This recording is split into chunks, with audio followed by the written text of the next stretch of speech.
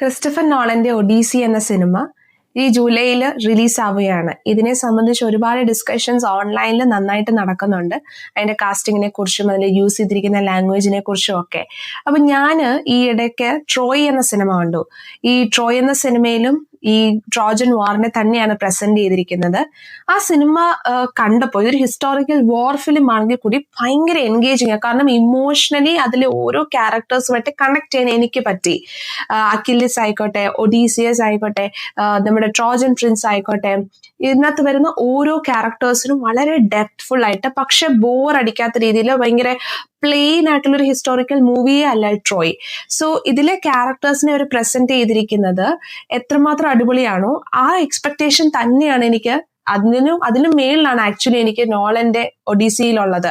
കാരണം നോളന്റെ പഴയ സിനിമകളെല്ലാം എടുത്തു നോക്കുമ്പോൾ എന്തെങ്കിലും ഒരു എപ്പിക് എലമെന്റ് എപ്പോഴും അതിനകത്ത് ഉണ്ടായിട്ടുണ്ട്. അത് എപ്പോഴും മനുഷ്യനുള്ളിടത്തോളം കാലം ഈ സിനിമകളെ കുറിച്ച് സംസാരിക്കുകയും ചെയ്യും. അതുകൊണ്ട് ജൂലൈയിൽ ഈ സിനിമ ഇറങ്ങുന്നിടം വരെ എനിക്ക് തോന്നുന്നു നമുക്ക് ആ ഇപ്പോഴത്തെ സ്റ്റിൽസും അല്ലെങ്കിൽ അതിന്റെ ട്രെയിലേഴ്സും മാത്രം കണ്ടിട്ടല്ലാതെ അതിനപ്പുറത്തേക്ക് എന്താണ് ഈ ആക്ച്വൽ ഫിലിം എന്നുള്ളത് കണ്ടിട്ട് തന്നെ അതിനെ ഇവാലുവേറ്റ് ചെയ്യുന്നതായിരിക്കും എപ്പോഴും ബെറ്റർ. ഒഡീസിയസ് എന്ന ക്യാരക്ടർ നമുക്കറിയാം എത്രമാത്രം സംസാരിക്കപ്പെട്ടിട്ടുള്ള എത്രമാത്രം കോംപ്ലിക്കേറ്റഡ് ആയിട്ടുള്ള ഒരു എപ്പിക് കഥാപാത്രം തന്നെയാണ്. അപ്പം ട്രോജൻ വാറിന് വരുന്ന ഒഡീസിയസ് ഒരിക്കലും ഒരു ബാക്കിയുള്ള ഹീറോസിനെ പോലെ അല്ല. അയാളുടെ ഫിസിക്കൽ സ്ട്രെങ്ത് അല്ല അയാളുടെ ഇമ്പോർട്ടൻറ്റ്. അയാളുടെ മെന്റൽ സ്ട്രെങ്ത്തും അയാളുടെ ഇന്റലിജൻസുമാണ് അയാളെ ഒരു മെയിൻ കഥാപാത്രമായിട്ട് നിലനിർത്തുന്നത്.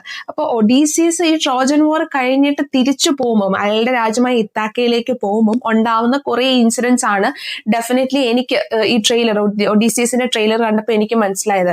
അതിൽ ഒരുപാട് ഇൻട്രസ്റ്റിംഗ് കാര്യങ്ങളുണ്ട്, നമ്മൾ ഇന്നുവരെ കണ്ടിട്ടില്ലാത്ത കുറെ കാര്യങ്ങൾ. അതായത് ഇവര് ഒഡീസിയസും സംഘവും കടലിലൂടെ പോകുമ്പോൾ എൻകൗണ്ടർ ചെയ്യുന്ന കുറെ ഇഷ്യൂസ്, നമ്മൾ സാധാരണ കാണുന്ന പ്രശ്നങ്ങളെക്കാളും അപ്പുറത്തേക്ക് ഒരു ഫ്രഷ് പെർസ്പെക്റ്റീവിലായിരിക്കും ഇവർ എൻകൗണ്ടർ ചെയ്യുന്ന ഇഷ്യൂസ് വരുന്നത്. അപ്പം അതിനെ വിഷ്വലൈസ് ചെയ്യുമല്ലേ. ഇപ്പൊ നമുക്ക് ഇത്രയും നാൾ നമ്മൾ കഥകളിൽ കേട്ട് നമ്മുടെ ഇമാജിനേഷനിൽ മാത്രം നമുക്കറിയാവുന്ന കുറെ കാര്യങ്ങൾക്ക് ഒരു വിഷ്വൽ എലമെന്റ് കിട്ടുമ്പോൾ അതിന്റെ ബ്യൂട്ടി മറ്റൊന്ന് തന്നെയായിരിക്കും. ആൻഡ് ഈ കാലഘട്ടത്തിൽ 2026 ഇത്രയും ടെക്നോളജി ഡെവലപ്ഡ് ആയ ഈ സമയത്ത് നോളൻ അങ്ങനത്തെ ഒരു സിനിമ ചെയ്യുമ്പോൾ അതിന്റെ ടെക്നിക്കൽ മികവും മികച്ചതായിരിക്കും. അപ്പൊ നമുക്ക് ഒരു വിഷ്വൽ ട്രീറ്റും ഒരു പെർഫോമൻസിന്റെ കാര്യത്തിലാണെങ്കിലും ദ ബെസ്റ്റ് ആവാനേ അത് ചാൻസ് ഉള്ളൂ. അപ്പോ ഞാൻ വളരെയധികം ആന്റിസിപ്പേറ്റ് ചെയ്തിരിക്കുന്ന ഈ വർഷത്തെ ഏറ്റവും വലിയൊരു മൂവിയാണ് നോളന്റെ ഒഡീസിയസ്. ഇതുകൂടാതെ മറ്റൊരു എക്സൈറ്റ്മെന്റ്, സാധാരണ നമ്മൾ ഹിസ്റ്റോറിക്കൽ ഫിലിംസിനകത്ത് പക്ക ഹിസ്റ്ററി എന്താണോ അത് അങ്ങനെ നമ്മൾ കാണിക്കുമായിരിക്കും. പക്ഷെ ഇവിടെ ഒഡീസിയസിന്റെ ക്യാരക്ടറിന് മറ്റൊരു ഇമ്പോർട്ടൻസ്, അയാൾക്ക് ഫാമിലി ഭയങ്കര ഇമ്പോർട്ടൻ്റാ. അയാള് തിരിച്ചെങ്ങനെങ്കിലും ഫാമിലിയുടെ അടുത്തേക്ക് എത്തണം. അദ്ദേഹത്തിന്റെ വൈഫ് പെന്നലപ്പി, അയാൾക്ക് ഒരു മകനുണ്ട് ടെലിമാക്കസ്, അയാളുടെ രാജ്യമായി ഇത്താക്ക. ഈ സ്ഥലത്തേക്ക് എങ്ങനെയെങ്കിലും എത്തിച്ചേരണം എന്നുള്ള ഒരൊറ്റ എയിമേ ഉള്ളൂ അദ്ദേഹത്തിന്. അപ്പോൾ ഒരു ഫാമിലി കണക്ഷൻ, അയാളുടെ ഇമോഷണൽ വൾണറബിലിറ്റി, ഇതൊക്കെ നമുക്ക് ഈ സിനിമയിലൂടെ കാണാൻ പറ്റും. അപ്പം ട്രോയ് എന്ന് പറഞ്ഞ സിനിമ ഇപ്പം ആമസോൺ പ്രൈമിൽ ഈ സിനിമ അവൈലബിൾ ആണ്. നിങ്ങൾക്ക് കണ്ടു നോക്കാൻ പറ്റുമെങ്കിൽ കണ്ടു നോക്കുക. കാരണം നമുക്ക് മനസ്സിലാവും ട്രോജൻ വാറിലേക്ക് വരാനുള്ള റീസൺ എന്താണ്. ഹെലനോസ് സ്പാർട്ടയാണ് മെയിൻ റീസൺ.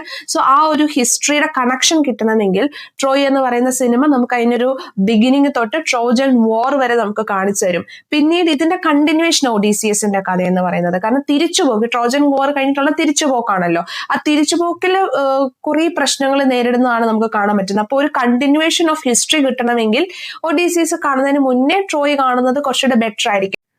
ഡെഫിനറ്റ്ലി ഇതൊരു സീക്വൽ അല്ല, പക്ഷെ ആ ഒരു കണ്ടിന്യൂറ്റി നമുക്ക് കിട്ടും. ഈ ഒഡീസിയസിന്റെ തിരിച്ചുള്ള യാത്രയിൽ അയാൾ എൻകൗണ്ടർ ചെയ്യുന്നത് മിത്തിക്കലായിട്ടുള്ള ഗോഡ്സിനെയൊക്കെയാ. അപ്പൊ നമുക്ക് എപ്പോഴും കാണാൻ പറ്റുന്ന സിനിമയുടെ പാറ്റേൺ ഒന്നും അല്ലല്ലോ ഇങ്ങനത്തെ സിനിമകൾ എന്ന് പറയുന്നത്. എല്ലാവർക്കും ചെയ്തെടുക്കാനും ബുദ്ധിമുട്ടാ. അപ്പം എല്ലാ ഇൻഡസ്ട്രികളിലും നമുക്ക് നമ്മുടെ ബോളിവുഡ് പോലെയുള്ള ഇൻഡസ്ട്രികളിൽ പോലും ഇങ്ങനത്തെ ഹിസ്റ്റോറിക്കൽ ഫിലിംസ് ഒക്കെ ചെയ്തെടുക്കാൻ ഇപ്പോഴും ടെക്നിക്കാലിറ്റി ഇഷ്യൂസ് ഉണ്ട്. അങ്ങനെ ഒരു സന്ദർഭത്തിൽ നമുക്ക് ഇത്രയും മികച്ച രീതിയിൽ ഒരു സിനിമ കിട്ടുമ്പോൾ ഡെഫിനറ്റ്ലി ഞാൻ വിചാരിക്കുന്നതിൽ എക്സൈറ്റഡ് ആവണം. അത് ആന്റിസിപ്പേറ്റ് ചെയ്യേണ്ട മൂവി തന്നെയാണെന്നാണ്. ജൂലൈ 17 ഈ സിനിമ ഞാൻ ഡെഫിനറ്റ്ലി ഐമാക്സ് തന്നെയായിരിക്കും കാണുന്നത്. നിങ്ങൾക്കും സാധിക്കുമെങ്കിൽ വിഷ്വൽ ആൻഡ് ഓഡിയോ ക്ലാരിറ്റി ഉള്ള സ്ക്രീന് തന്നെ ചൂസ് ചെയ്യാനായിട്ട് ശ്രമിക്കുക. അപ്പൊ നമുക്ക് ഈ സിനിമ കണ്ടിട്ട് ബാക്കി സംസാരിക്കാം.